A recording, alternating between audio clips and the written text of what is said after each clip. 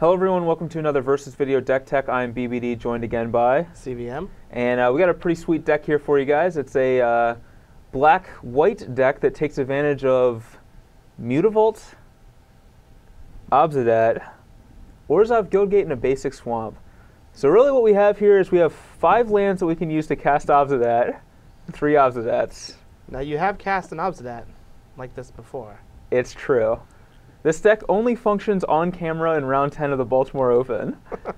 Other than that, it's pretty much unplayable. But pretty much. Yeah. Cut.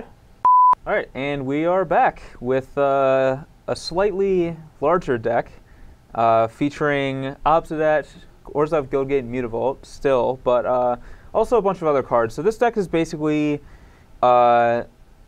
the next step, maybe, of the Esper Humans deck that's been running around. That's, playing like Spear and Whip and just a bunch of great value creatures all the way up the chain.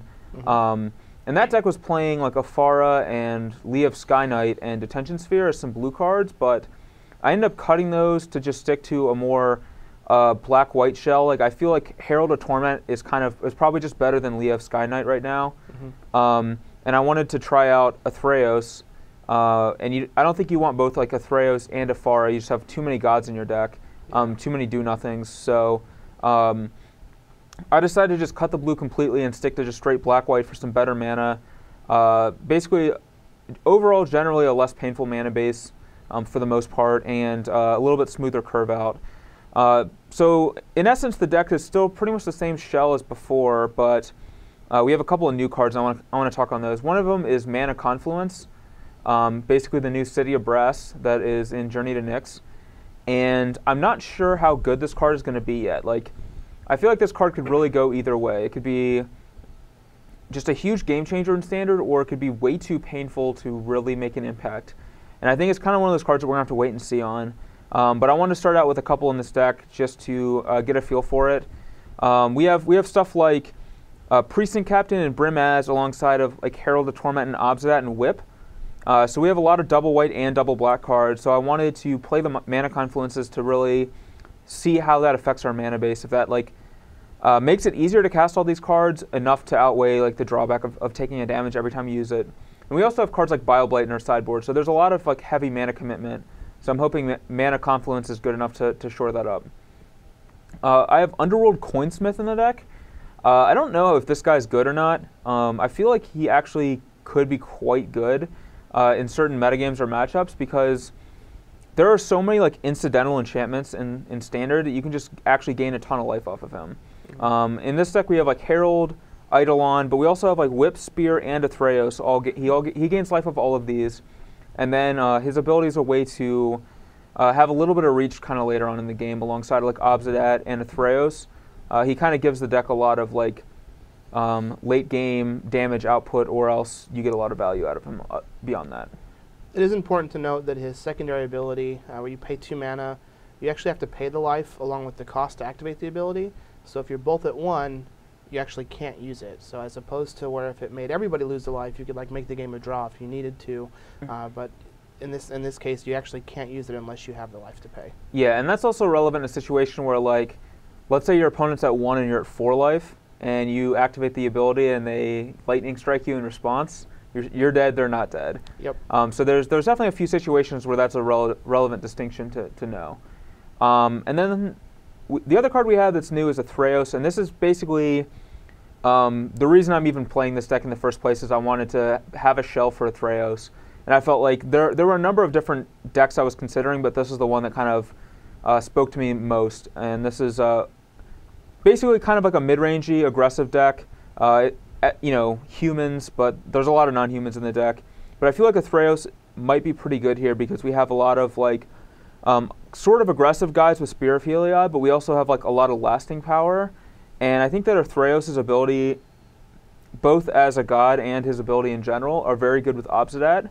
And I also think that they're good with Whip because like you're going to be able to get the guy back one way or another. Either they give it back to you, or they leave it in your graveyard, take 3, and you can whip it back. Mm-hmm. And I think there's just like a lot of inherent synergy between these cards. And also Whip and Spear both work to turn him on, and Obsidat by himself turns him into a creature with just one other mana symbol somewhere. So just a Soldier of the Pantheon is good enough. So all the creatures in this deck, for the most part, provide a lot of devotion. And I think that Athreos is going to be pretty easy to turn on.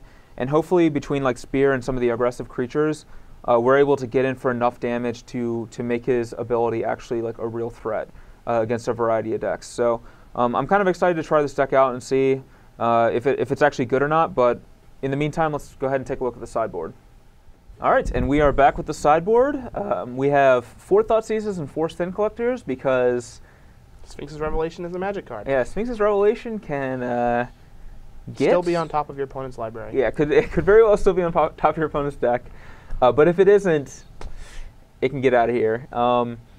Sin Collector is also great against Mono Black too. He protects your guys from like Devour Flesh effects, and he's just great to strip like annoying cards before you hammer it home with a Blood Baron or an Obsidian. We have 2 Doomblades and 2 Bile-Blades just to kind of shore up our removal suite against more heavy creature decks. And I also think Bile-Blade's just exceptionally good right now. And really, if I'm going to play Brimaz in my deck, I want to have Bile-Blade in there, so I can curve turn 2 Bile-Blade into turn 3 Brimaz. Just really puts your opponent on tilt. So the old Fetid Heath deck. Yeah, it's pretty important to have Bile-Blade in any Brimaz deck, even if it's mono white. Just have one on the board just for value.